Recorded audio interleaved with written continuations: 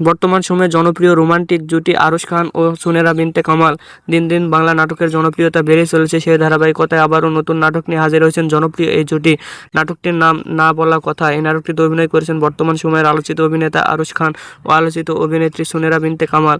এই নাটকটি রচনা ও পরিচালনা করেন রাসেল আজম। নাটকটি খুব শীঘ্রই দীপ্ত পর্দায় দেখতে পারবেন। আপনারা দেখতে চাইলে অবশ্যই ঈদে দীপ্ত পর্দায় চোখ রাখুন এবং নিয়মিত নতুন নতুন নাটকের আপডেট পেতে হলে অবশ্যই চ্যানেলটিকে সাবস্ক্রাইব করে রাখুন। পরবর্তী ভিডিওর জন্য অপেক্ষা করুন।